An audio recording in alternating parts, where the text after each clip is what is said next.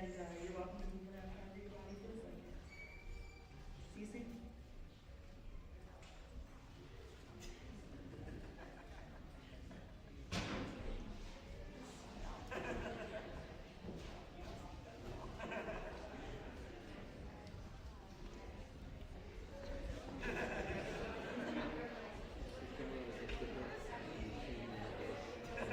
Hey, Lauren, we need to get Yes, please. I can. The mic turning off, being able to turn the mic off, game changer. Yeah. The noise doesn't happen. Oh yeah. Oh yeah. Totally. It's the first time I've noticed. Oh yeah. Sorry, it's been like that for a minute. I was just like, what do you mean? No. Yeah. I could turn it. I was scared, and then I was like, no, I can just do You this. can't It's totally do it. not Yeah, isn't that great? Did you know that in December or in November when we were doing grief shit, somebody was talking about their grief and all of a sudden, it was horrible. Terrible. It was, That's Brooks awesome. was mortified. Oh my god, I bet. Yeah, there's a stupid fix, but it's like called something like Right. And that guy with the thing helped you, right? With Toshi? oh, he told me that there was a way to fix it. Yeah.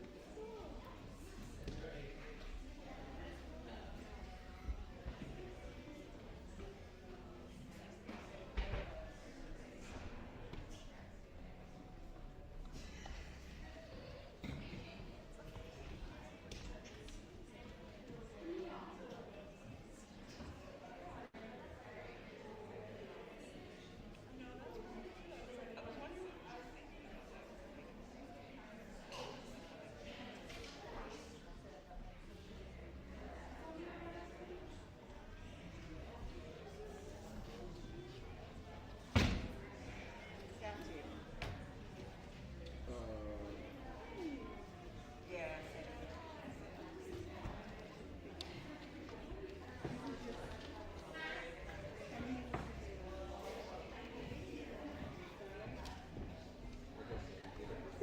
Later. Yeah, sorry. You do.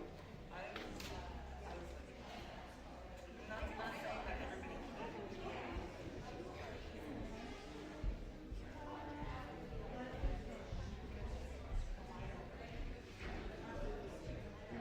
Stop. You practice, you play.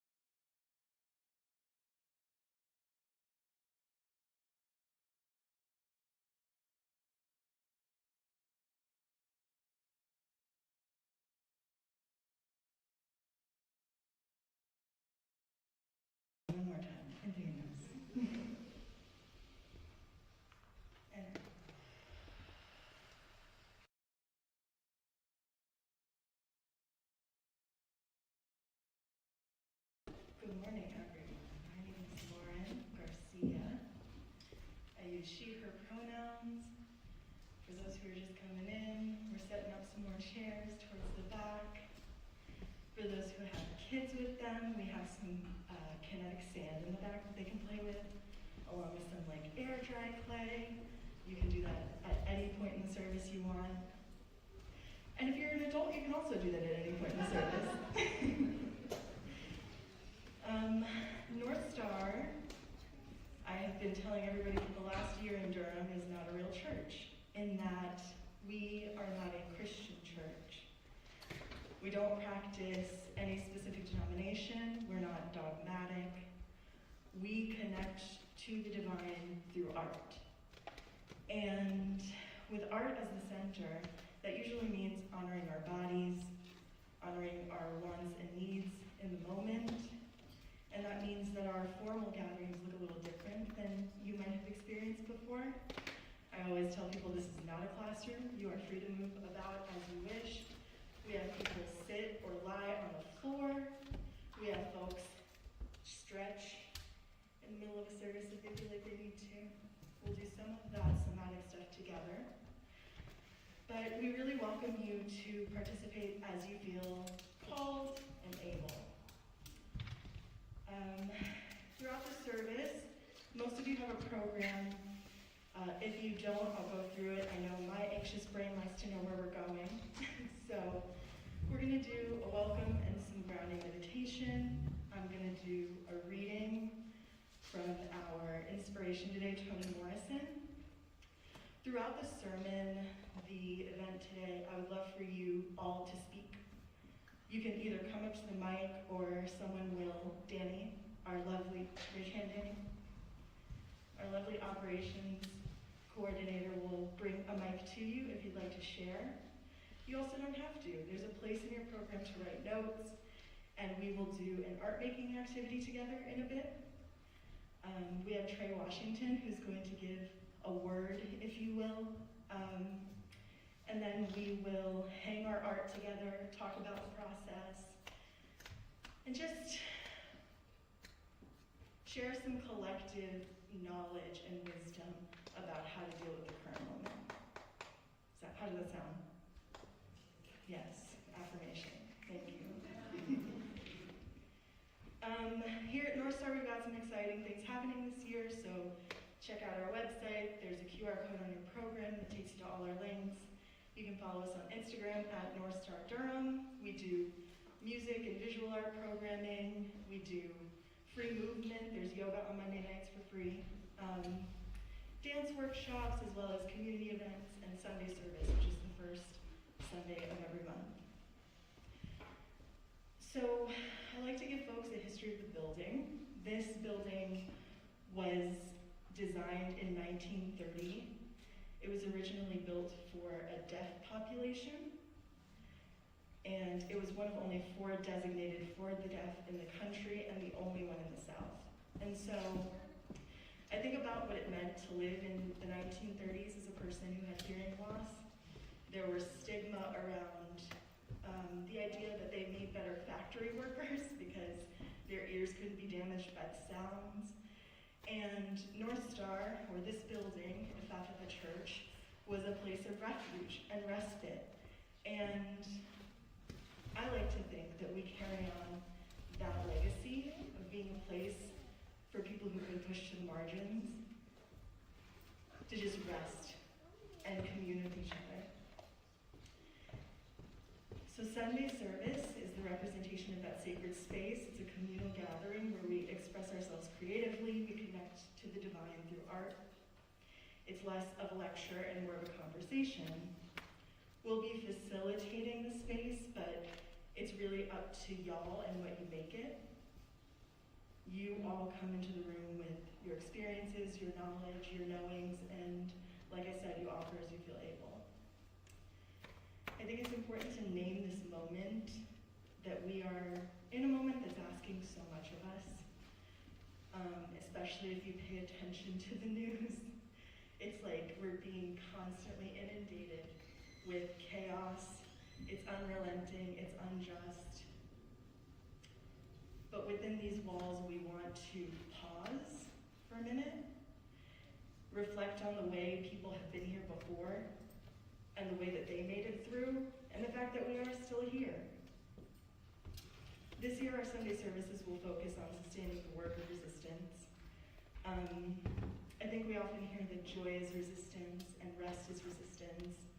And while joy and rest are necessary and important and part of the reason why we exist, resistance is resistance. And it's hard, and there's a lot of negative emotions that come with it, and so this is a space for us to process. I also want to think about resistance as less of an outrage cycle, like a climax, a singular moment in time, and more of something steadfast, a practice we engage with on a daily basis. So we'll explore lessons of history through different artists. Today's Toni Morrison. We'll draw strength from those who came before us and find ways of being with each other and sustaining each other.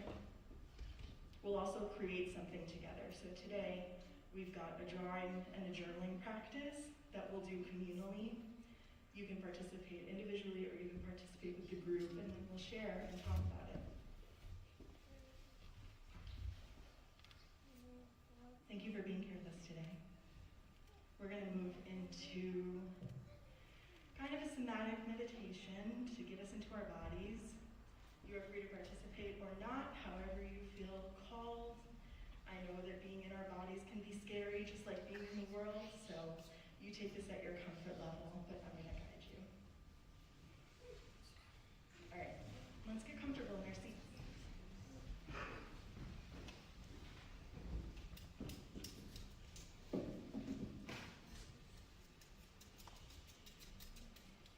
So soften your gaze, close your eyes if you'd like to, if you feel safe enough to. Take a deep breath in through your nose and out through your mouth. Very good. Imagine your stomach is a balloon, so breathe into the balloon, fill it up with air. Exhale with noise. Good. Again, inhale.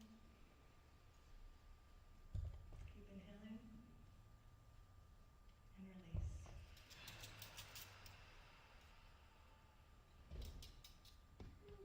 So let's start gently moving in a way that feels good, that feels soothing. I like a sway. You can roll your neck, you can stretch your shoulders,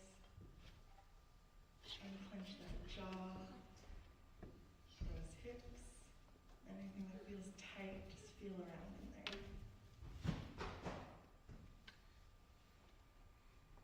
Deep breath in. And out.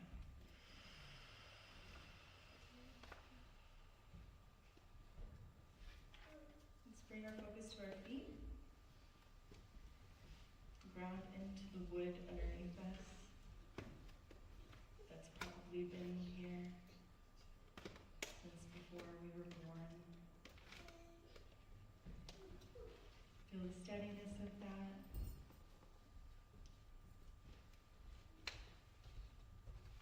Push your feet one after the other, left and right into the ground. Deep breath in.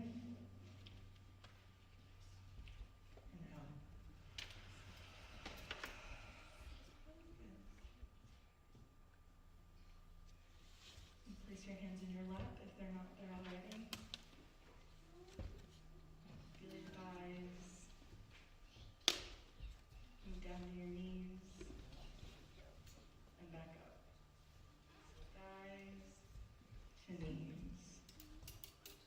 The more you do this, the more I feel like in your twilight years on the rocking chair. And let your body move how it wants to.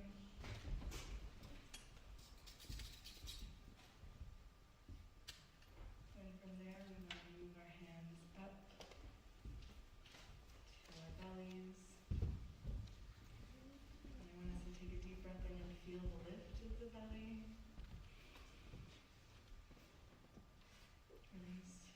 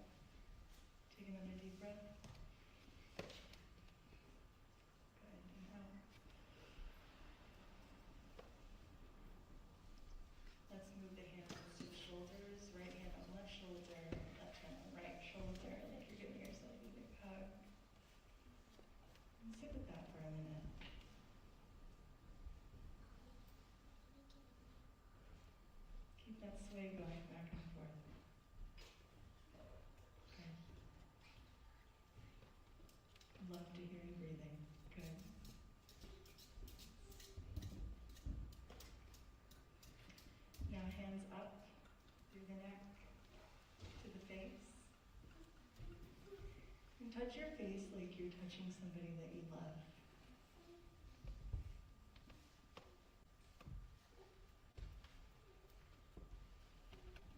Give yourself that love. Affirm it. I love you, girlie. Good.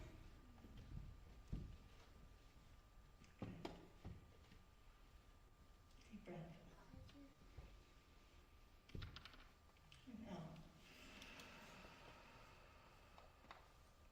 Deep breath in. On the exhale, move your hands all the way back down your body to the thighs. Find a resting place in the lap. Very good. With your gaze softened, you're going to think about something that makes you feel safe. It could be a person who loves you unconditionally. It could be a blanket. It could be a pet. Draw an image in your mind. Let's trace around that image with our eyes.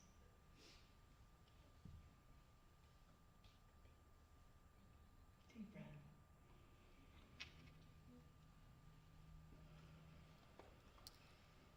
And let's welcome that person, that animal, that object into the space with us today. For safety, for comfort. You can feel their presence. Okay.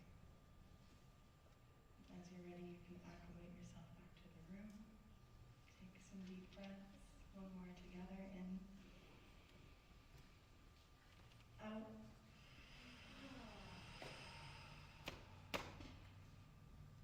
Good. Excellent. Hey, y'all. It's nice to see your faces.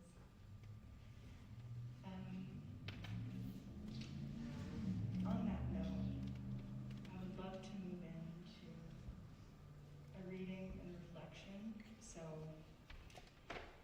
we're going to talk about Toni Morrison today. And Toni Morrison is a genius.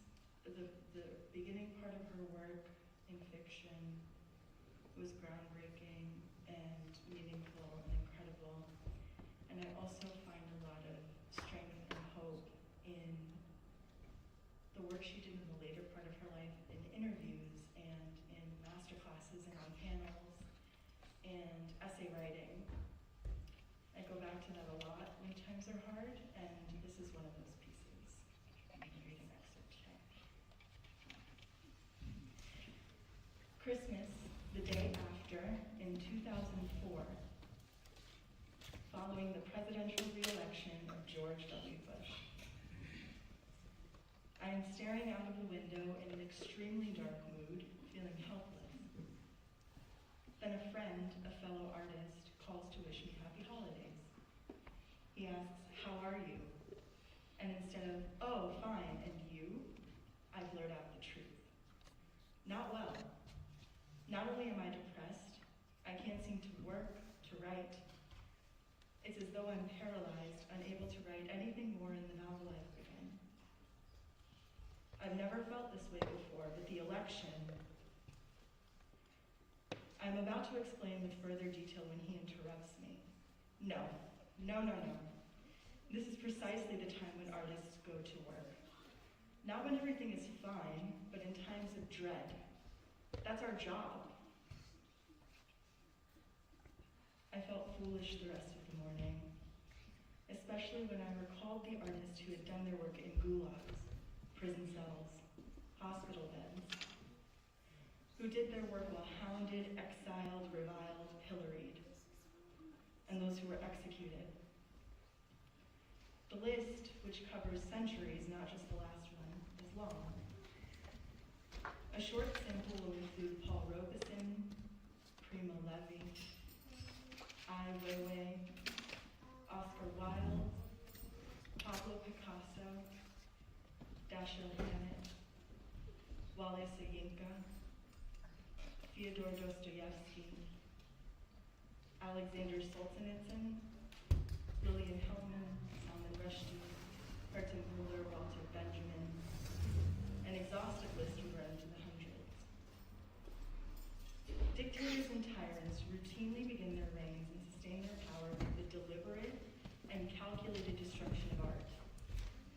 censorship and book burning of unpoliced prose, the harassment and detention of painters, journalists, poets, playwrights, novelists, essayists.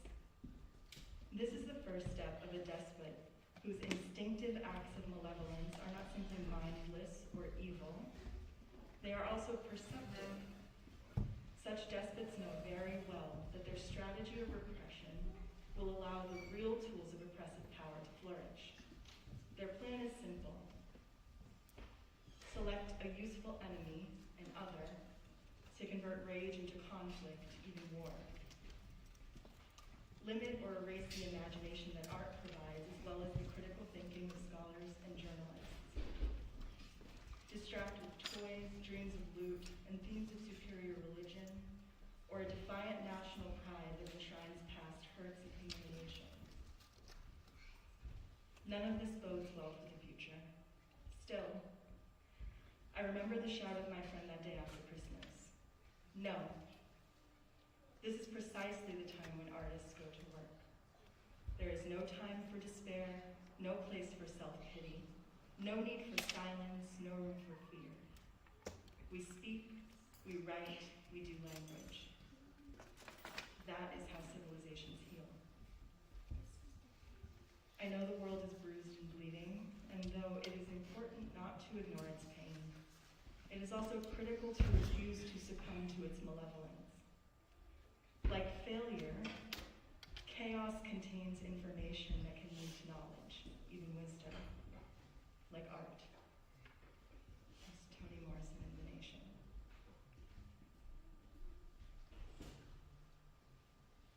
I'd love for us to take a minute and think about those words and reflect. If you have something you'd like to share, you're free to come up to the mic. You can also just raise your hand and we'll bring a mic to you. But I would love to hear about what those words mean to you and how hearing a reflection on 2004 and the re-election of Bush, how does it make you feel about the current moment over 20 years later?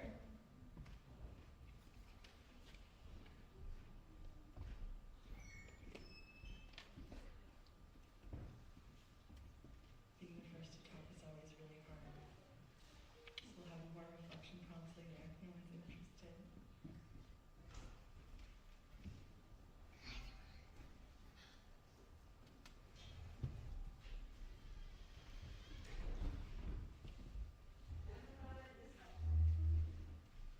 You said never thought you'd miss that guy? Bush?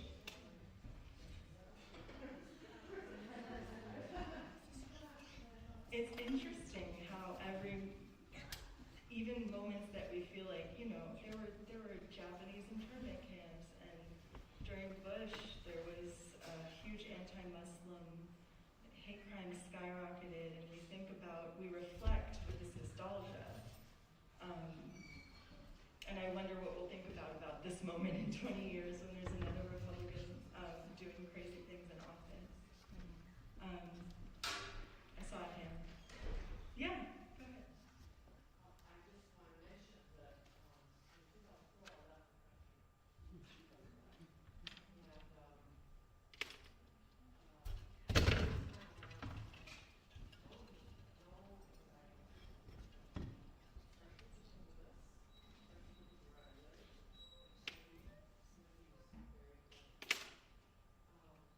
And then I've learned virtually, not in person, really much.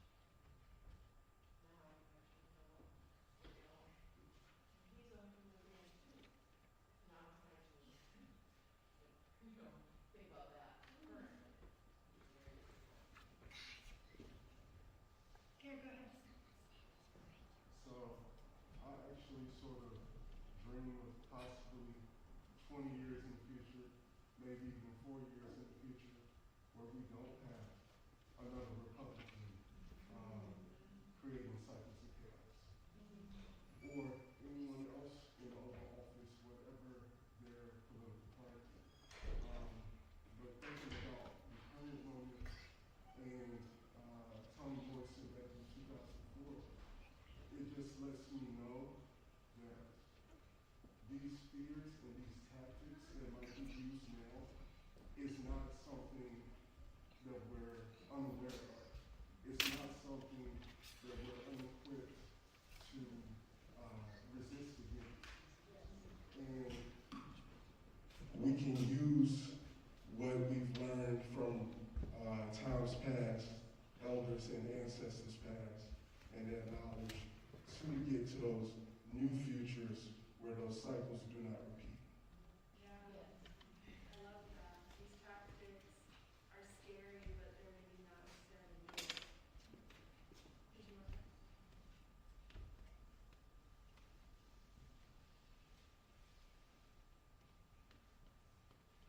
Anybody else want to share? I love how you're willing to share. I think, excuse me, once we understand that whether it's a Republican or a Democrat in office, it's an empire to be ran. We are an imperialistic nation. And some of our leaders do it with decorum, style, and grace, and that can be appreciated.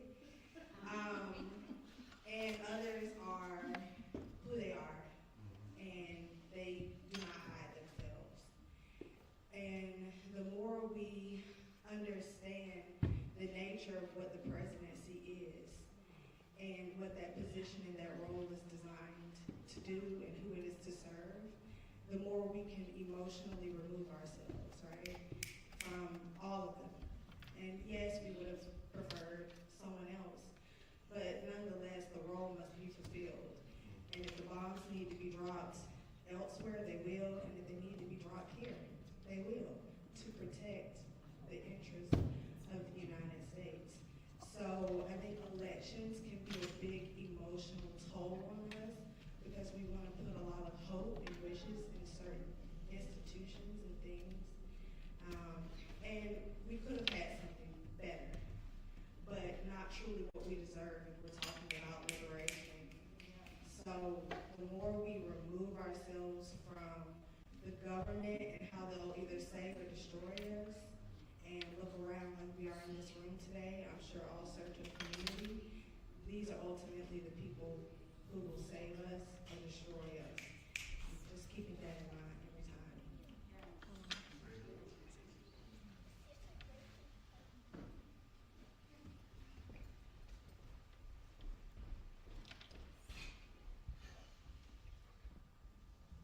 Just brought a couple of other short quotes by Toni Morrison that I think speak to the importance of our voices at this time. They contrast with one another. The first is this: oppressive language does more than represent violence. It is violence. Does more than represent the limits of knowledge. It limits knowledge. She also wrote, language alone protects us from the scariness of things with no names. Language alone is meditation. As we're here today to do today.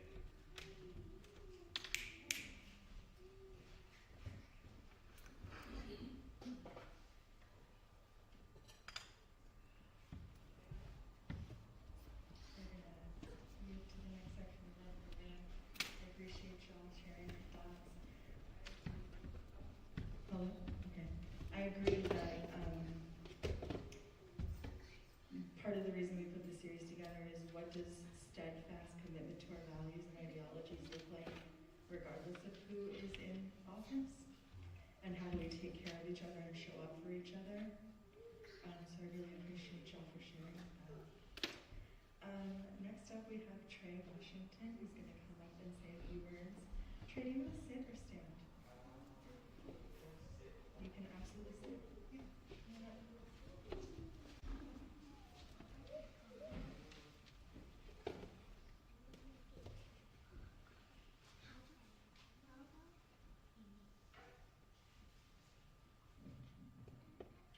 Can everyone hear me okay?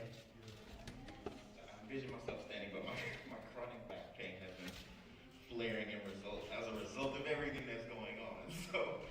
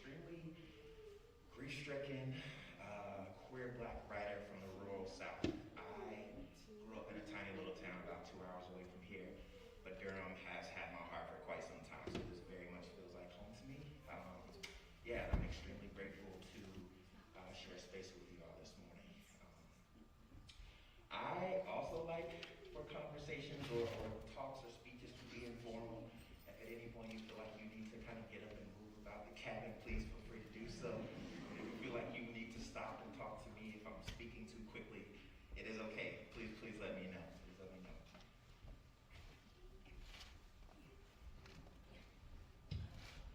So when Danny, North Star's new operations and outreach coordinator, reached out to me to speak here today, my first reaction, my knee-jerk reaction was to say no out of fear, ironically. The story that I was telling myself is that at this particular moment in time, a time characterized by so much uncertainty, so much loss, a steady stream of headlines that feel at times difficult to even comprehend, meant to keep us in a constant state of heightened reactivity. I thought to myself, who am I?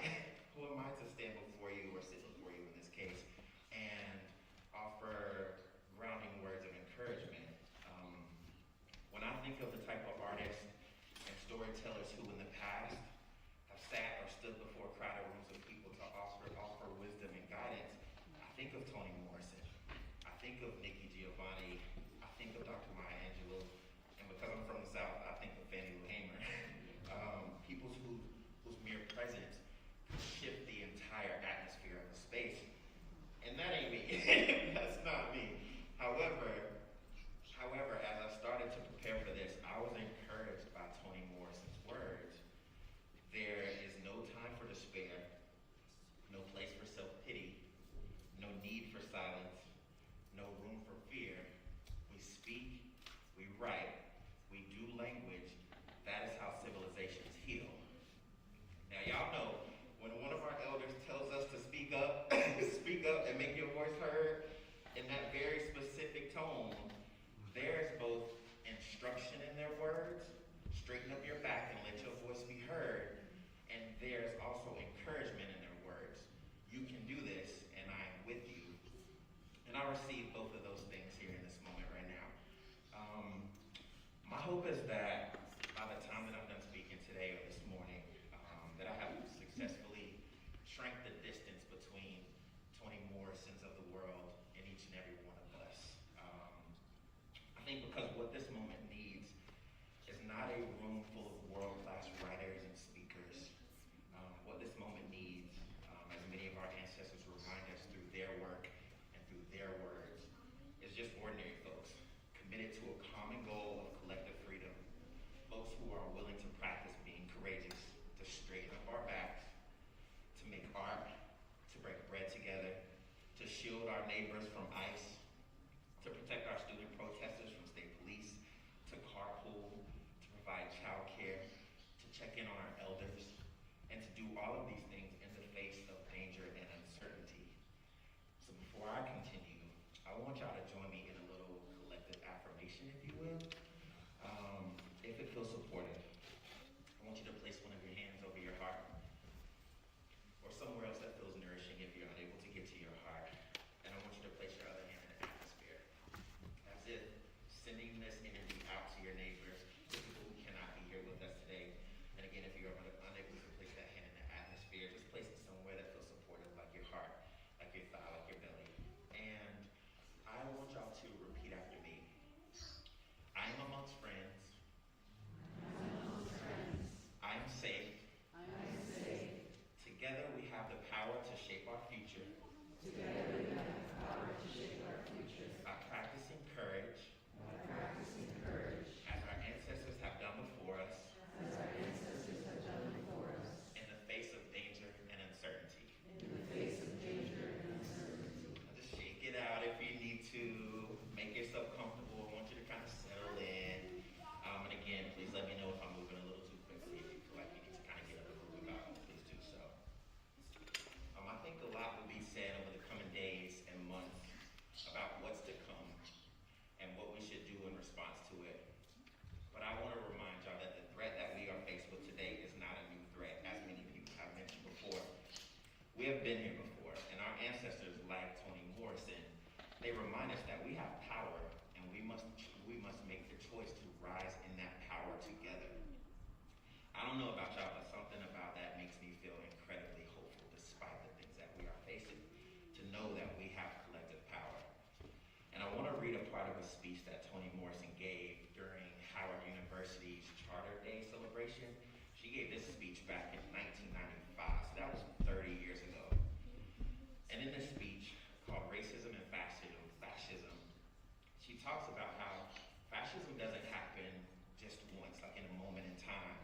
It happens one step after another, after another, after another. And she lists 10 reasons or 10 steps how that occurs. And as I read through these, I want you to, the reason why I'm sharing this is so that we can become more attuned to hearing these things and seeing these things and recognizing them, so that we aren't descending into a state of paralysis or a state of heightened reactivity every time it happens, because the playbook does not change. The playbook doesn't change. We are in a constant fight over our imagination. And those who are in power want us to forget that. Even in the midst of everything that's going on, we still have agency or the ability to act and shape our own circumstances. So Toni Morrison says that step one involves creating an enemy.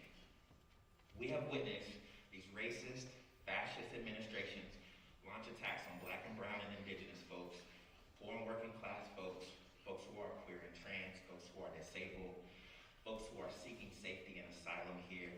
Anyone who thinks it is reasonable to have a say about what happens to their own bodies. The state creates an enemy, distorts the differences that exist between us, and hopes to turn us against one another while distracting us from the fact that we all share a common enemy, and that barrier to our freedom is them, Step two, Toni Morrison mentions that the next step is to isolate and demonize that enemy through name calling and through abuse.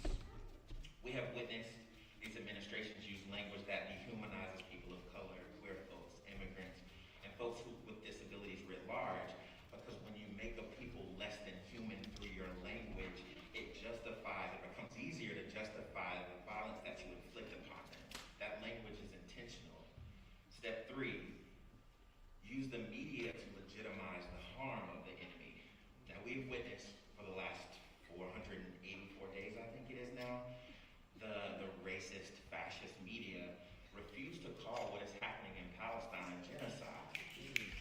Refuse to say anything at all about the violence committed against the people in Sudan and Congo and Tigray and Haiti and Puerto Rico and Cuba, etc., at the hands of Western power. We have witnessed the media mischaracterize Nazi salutes as awkward gestures. We've watched the media call land protectors in Atlanta domestic terrorists.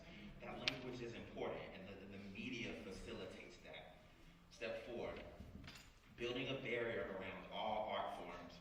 Monitor, discredit, or expel any art that challenges the status quo.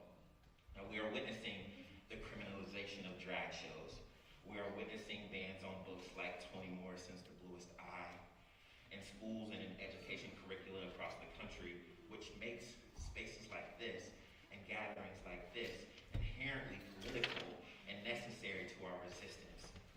Step five, criminalize anyone who aligns with or supports the enemy. We are witnessing institutions of higher learning punish both educators and students alike for simply demanding justice for the oppressed. Step six, turn the enemies against one another. Co-opt the enemy's movements. We are witnessing how liberal, well-meaning healers and healthcare workers, artists and creators, educators and more are feeling the pressure and feeling the threat of the consequence of aligning themselves with the enemy, and therefore burying their heads in the sand and refusing to acknowledge the challenges that we are facing. Step seven, pathologize the enemy in scholarly and popular mediums, using things like scientific racism and the myths of racial superiority. This is low-hanging fruit. We are witnessing the attacks on DEI initiatives across the country. Step eight, criminalize the enemy. Build prisons for the enemy, especially its males and absolutely its children. And I would also add people of marginalized genders who also feel the full weight of state-sanctioned violence. In this country, we are witnessing things like cop cities popping up all over the country. We are witnessing this administration make plans for Guantanamo Bay to be used to house 30,000 of our siblings in processing and holding before they are deported.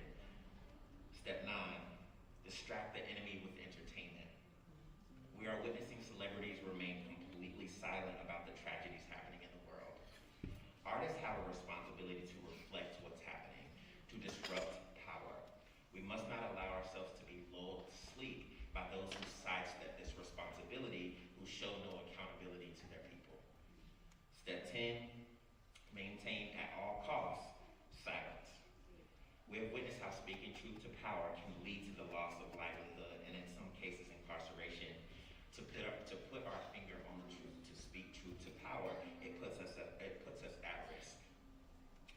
Although her analysis of racism and fascism was written 30 years ago, Toni Morrison both predicts and explains everything that we are currently witnessing with so much accuracy. She finishes her speech with the following words. In 1995, racism may wear a new dress, buy a new pair of boots, but neither it nor its succubus twin, fascism, is new. It can only reproduce the environment that supports its own health, fear, denial, and an atmosphere in which its victims have lost the will to fight. When we remember that we have been here before, we can resist being distracted and swept up by every action, every statement, every news headline intended to recreate that environment of fear, that environment of denial, those feelings of hopelessness. When we remember that we have been here before, we can respond from a grounded place. We can live with more intention. Responding from a grounded place allows us to focus our time, our energy, and our resources on the things that we can control. It allows us to exercise some agency. It allows us to live with more intention. And so I want to leave y'all with 3 strategies that I think we can ground ourselves in this moment as we resist what's happening around us, as we resist what's happening to us, as we press forward in our collective fight for freedom. These strategies include being a good neighbor, practicing courage, and making art. Number 1, being a good neighbor. Andrea J. Ritchie and Adrienne Marie Brown remind us that large-scale change, the futures that we want to build, are built at the level of relationship. We must practice healthier ways of being in relationship with one another. We must practice reaching across our differences to establish new connections, to learn from one another. We must practice being more curious with one another. We must engage in acts of care with one another. We must, and I think that this is especially important, we must grieve together. We must heal together. We must get to know our neighbors so that we can keep each other safe during moments of crisis. How will you practice being a good neighbor this week? Number 2, practice courage instead of practicing fear. When I hear Toni Morrison say that there is no room for fear, I feel that she is not speaking to the feeling of fear. I feel that she is speaking to the practice of fear, because fear is going to rise up in all of our bellies. It rose up in mine before I walked up on the stage, to be honest with you. It's going to happen. It's going to happen. In response to the threats that we are facing, we are going to feel fear, and we must learn to sit with that fear, sit with those feelings, to listen to what those feelings are trying to teach us. But when it's time to act, we must practice being courageous in spite of our fear. We metabolize our fear and release it through small acts of courage. We do this so that fear is unable to make itself at home in our bodies. How will you practice being courageous this week? Number 3, we must make art. Ruthie Wilson Gilmore reminds us that freedom is not a destination, but it is a place that each and every one of us co-create together. If freedom is a place that we are all making together, that makes each and every person in this room an artist. Every day that you wake up, that we wake up, we are participating in the artistry of world building through the decisions that we make, both big and small. And when Toni Morrison says that this is precisely the time when artists go to work, she's speaking about this time right now, and she is speaking to every one of us. May we all, through the medium that best suits us, with the unique gifts and talents that each of us possess, may we answer the call to make art that speaks truth to power. What art will you make this week?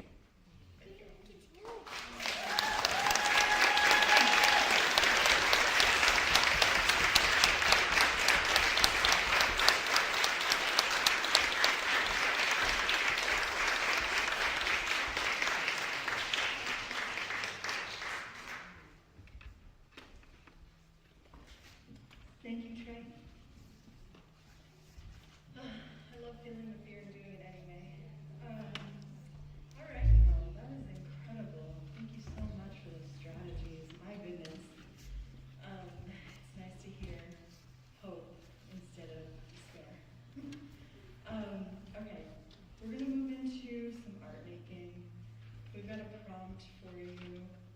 We're going to go ahead and tape a long paper on stage, and we can come up and take turns making art together. We have a prompt if you want it. Again, do you. Anything you're feeling, let it come out. So the world is on fire. It's burning in real time. We've witnessed genocide, death, and destruction.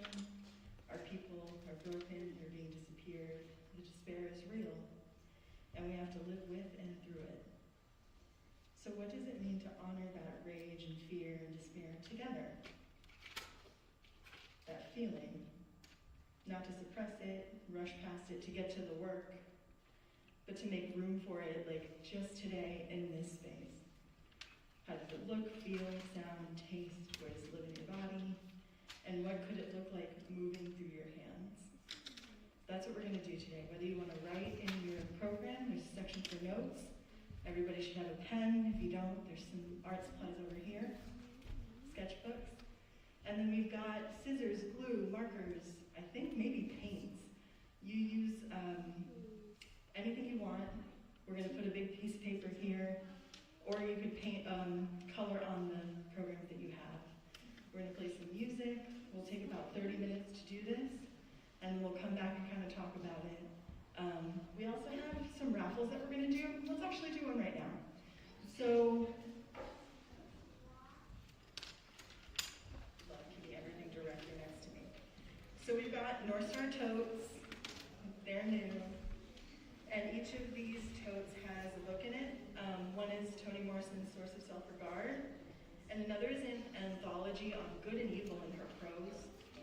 It's really interesting. And that's in that one. Okay. Does everyone have a raffle ticket? Okay, raise your hand if you don't have one. Say hello, bring me one. Oh, there's extra ones. See, if you come to the front, you'll get one sooner.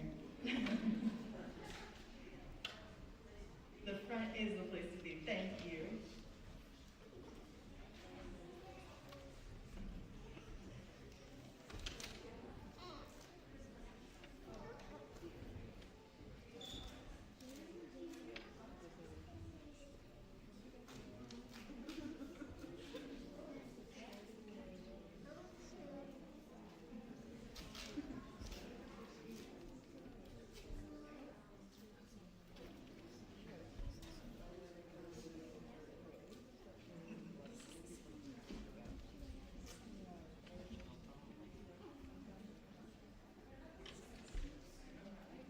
Everyone good?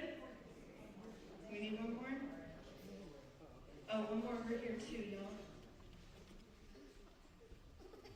Danny, will you bring that roll of paper up here? Thank you. Right here, sir.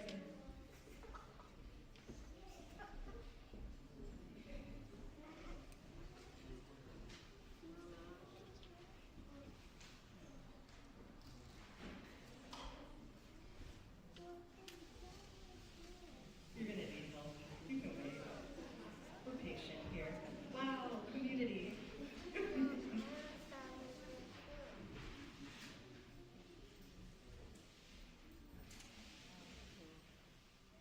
Perfect.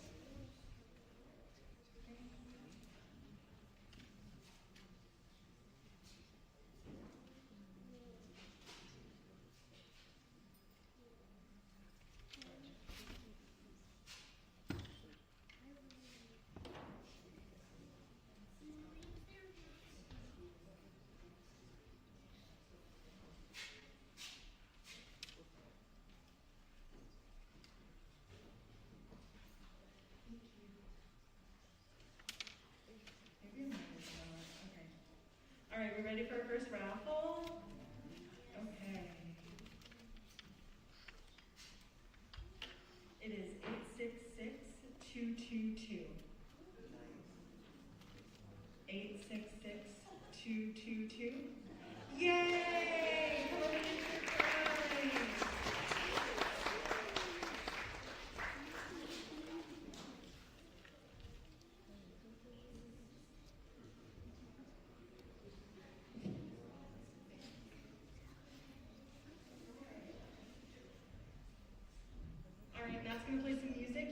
Remember, there's coffee and food, water, anything you need, you can ask us, and come up and draw.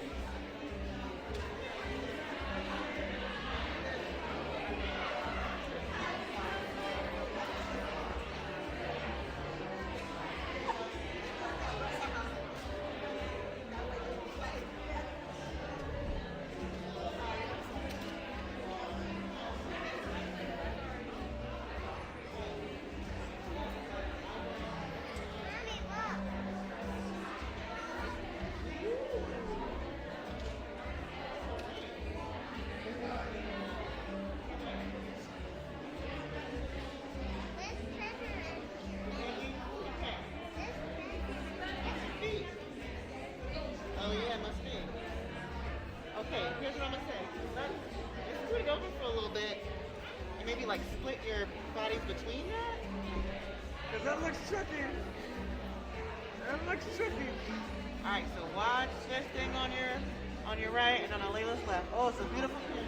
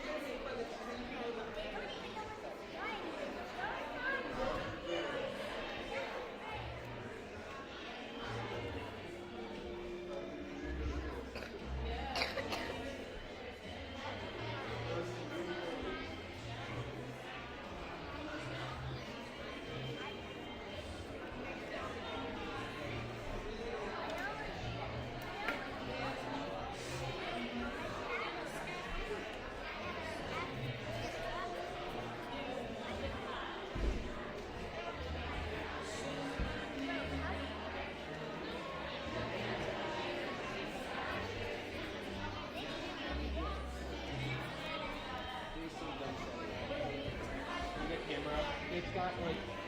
Oh, it's going to the side? Yeah, I did that.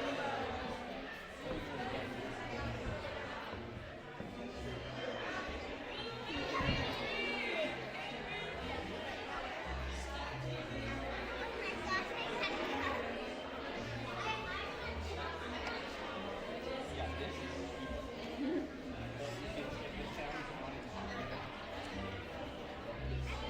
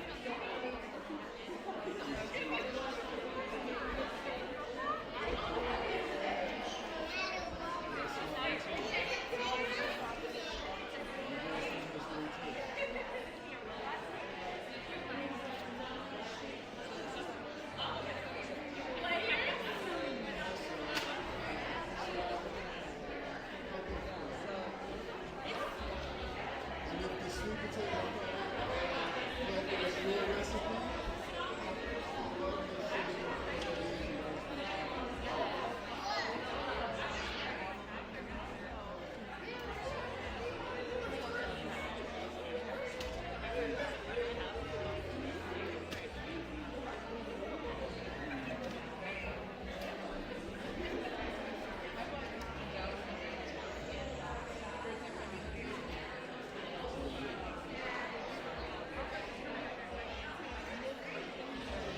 sweet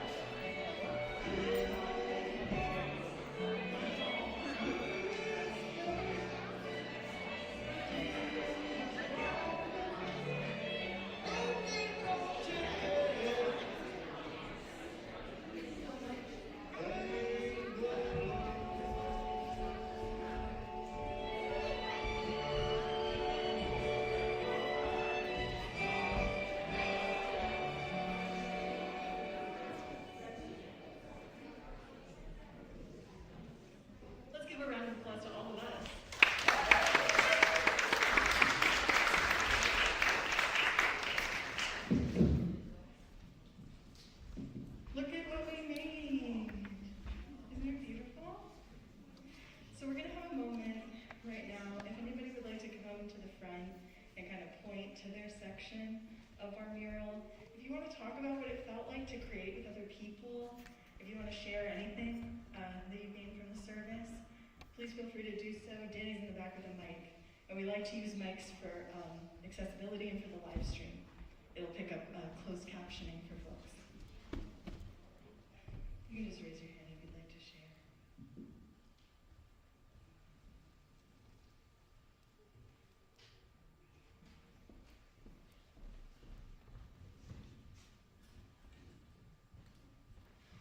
Hi everyone, my name is Millicent Robinson, or Millie, and I guess I can come up and point to what I drew.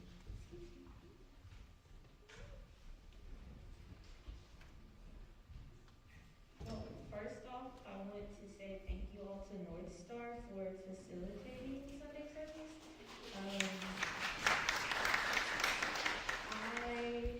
So my grandfather's a preacher, and so I have a very interesting relationship with church and organized religion. And so I haven't really been to like a formal church service in some years. So I'm on y'all's listserv, and I was like, oh, Sunday service, this looks fun. I was like, this looks like my kind of carry on. And so let's partner on. He was like, okay, let's go. I'm very glad that we decided to come here. This has been a super welcoming and nourishing environment, especially during these very challenging times. So I want to thank North Star again for facilitating this space, but everybody else for showing up. So this right here is what I contributed to the mural. And so as you can see, there's fire, there's a tree, grass, water, and clouds. And so essentially the four elements. And so in terms of the question of how I've been navigating my feelings about things, it's really tapping into the wisdom of nature, tapping into the wisdom of the four elements, because they all have something to teach us, and essentially they're ancestral guides in a way, a huge way. And so wanted to kind of like create something that acknowledged the rage and angst and challenging feelings, but also the beauty and wisdom inherent in nature, inherent in ancestral connections, inherent in, like who we are. So yeah, and it was really cool to like create with other people and see what they were developing as well. So thank you. Anyone else?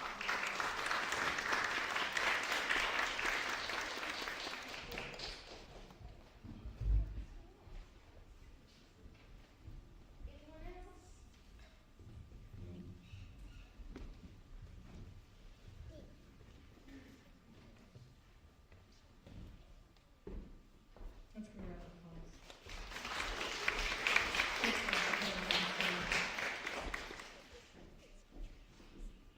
Alright, so my name is Matthew, and artist name is Matt G. I'm going after my partner, and also sharing that same level of gratitude to North Star Church of the Arts and being in community today. I'm primarily a written and spoken word artist, so visual art is not necessarily my forte, but I did contribute some words here.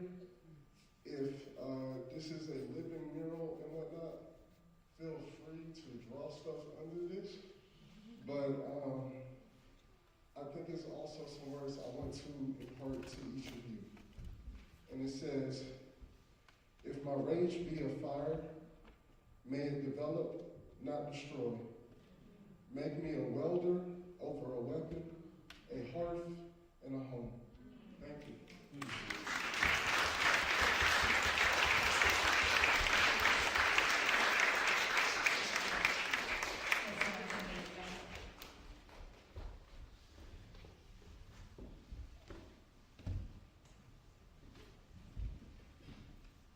Hey y'all.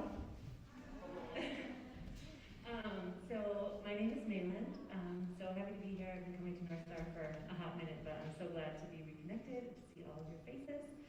So I was approaching this paper to draw something, but before I actually got to, I made friends with two very small young humans who, and their mom, and they unfortunately had to leave, but I wanted to present their art to you, because I didn't actually get to draw, but they did.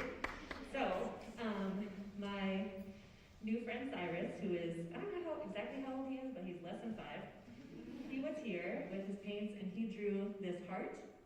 It's a little sideways, but it's a heart, and he told me about it, and I adore him. So, and then when I came up and we were chatting, he was looking at this fire, which he did not draw, but, and he told me that what he really wanted to do was to connect his heart to the fire. So he drew this line connecting his heart to the fire, which just seemed very insightful to me, and very beautiful and precious. So I wanted to share that. Just made me think a lot about our relationships with children, with community, with our friends and their kids, and how we can help connect, our love with our rage, our love with our passion, whatever that means to you. But I just thought it was a really beautiful reflection from a very small person, and I want to make sure that y'all heard it. So there you go.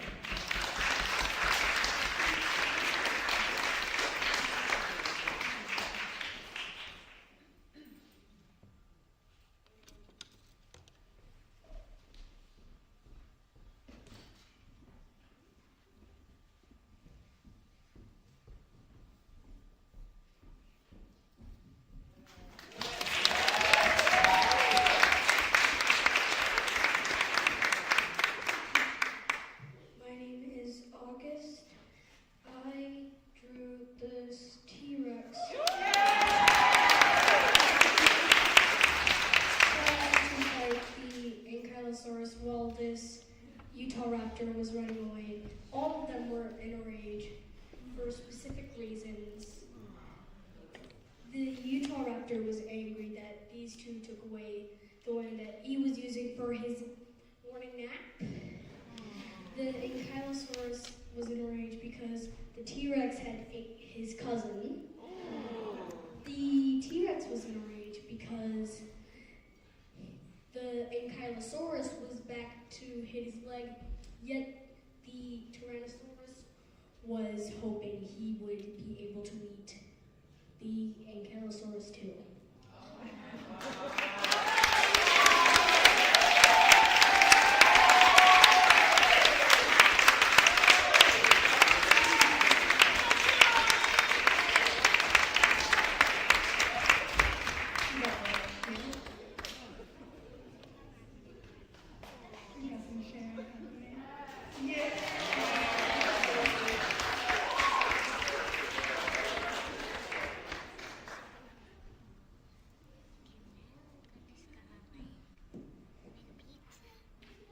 I know that this island is not supposed to be upside down, but it's supposed to be saying Earth is home, like underground.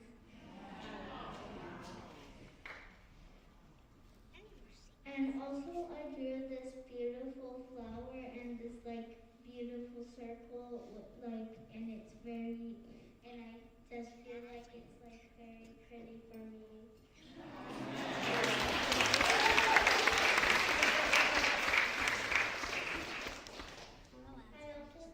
I also drew this beautiful flower and I just think that it just really fits for me because I don't know, I just think it's very pretty.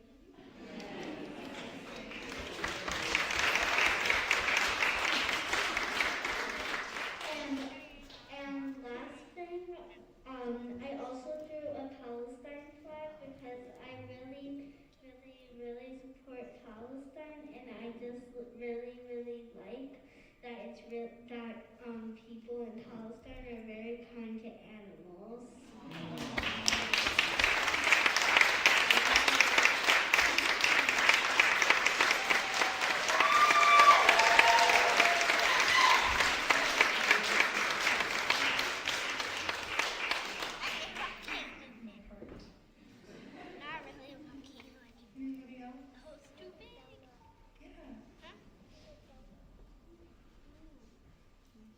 inspired by the courage of the babies.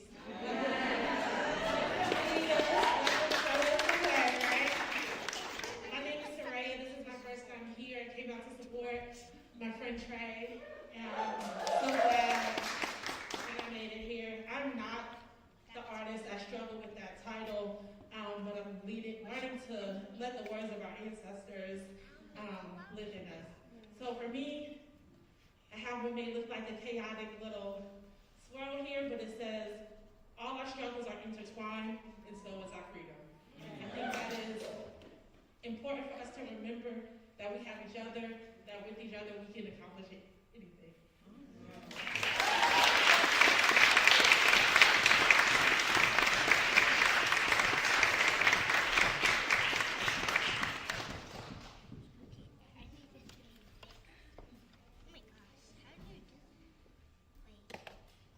My name is Fern, and I'm also inspired by the young folk here and also by Trey's message to be courageous in the things that we're afraid of, and I am absolutely afraid of being on a mic in front of millions of people.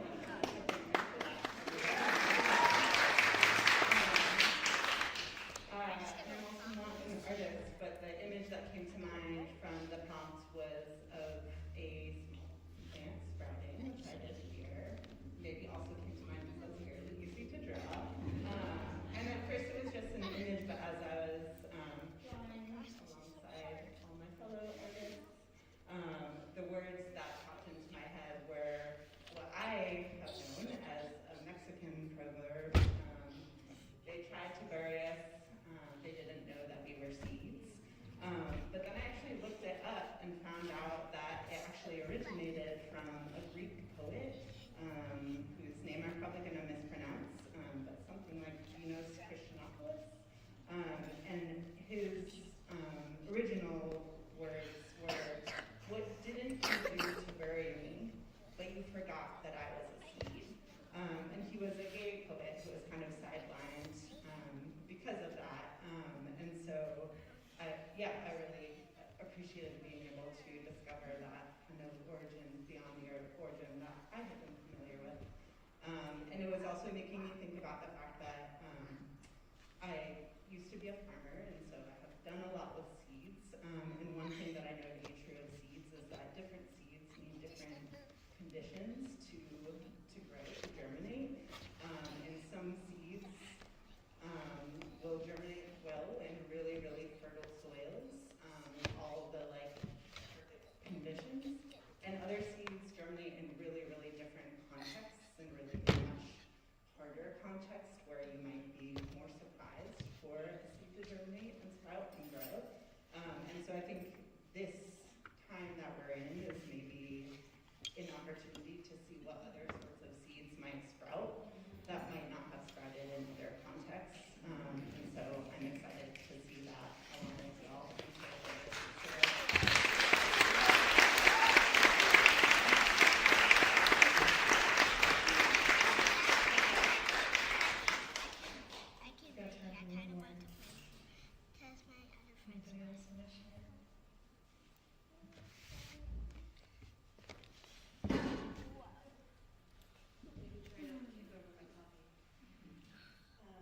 I made a picture for Range, which is up there, but I wrote a poem afterwards that kind of went on a side tangent, but the comment about seeds just made me feel like maybe it would still fit, because today is also a holiday that my family observes very seriously, cross-border between the winter solstice and the spring equinox today, officially on the move towards the light. Behold, small and humble creatures who sleep through the cold have gathered up their dreams. They awake with clarity and with hunger and a need to see the sky. They look about in the early light of dawn. They see shadows everywhere. They see their own shadows and the shadows of the trees and your shadow and the shapes of birds passing overhead. They rise up on their round little back legs, sit sternly, and point to the sun.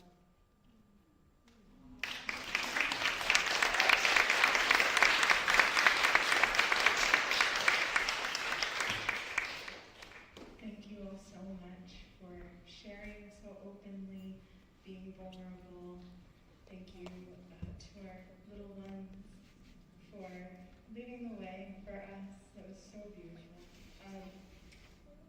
We are going to wrap up. I would love to thank our collaborators today. Thank you, Trey. Everybody give it up for Trey.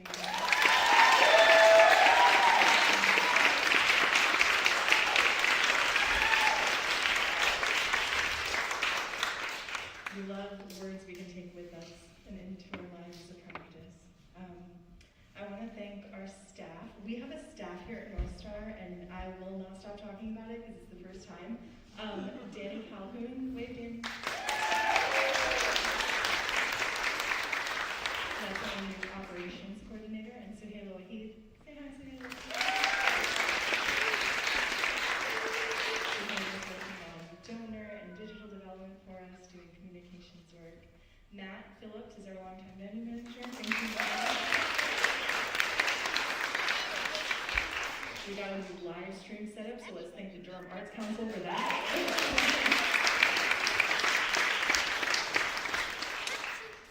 Next month's theme, we're going to be talking about James Baldwin. And, wow, yes. We've also got Nina Simone. I was speaking with folks earlier about Emery Douglas, who designed artwork for the Black Panther protest pictures and zines that went out. Really thinking about the aesthetics of what revolution and liberatory struggle looks like. We hope you'll come back and see us next month, March 2nd. We also have our Spotlight Exhibition Series, an immersive wire installation opening on February 21st. There will be more info about that in our newsletter. You can use the QR code on your program. If you didn't get one, Danny, do you still have a couple? Yeah, Danny's got a couple in the back. It's got all our links. If you'd like to donate, we're a nonprofit. We could always use some support. And I'm going to just close out with some words from Toni. I'm not sure if the sound is going to play, so bear with me. Leave you with this thought. I think the discussion we're having is about art and social policy. I want to remind us all that art is dangerous. That's right. I want to remind you of the history of artists who have been murdered, slaughtered, imprisoned, chopped up, refused entrance. The history of art, whether it's in music or written or what have you, has always been bloody because dictators and people in office and people who want to control and deceive know exactly the people who will disturb their plans. That's right. And those people are artists. They're the ones that tell the truth. And it's something that the society has got to protect. But when you enter that field, no matter where you are, whether it's Sonia's poetry or Toshi's music or Ta-Nehisi's, rather startlingly clear prose, it's a dangerous pursuit. Somebody's out to get you. You have to know it before you start and do it under those circumstances because it is one of the most important things that human beings do. That's right. That's what we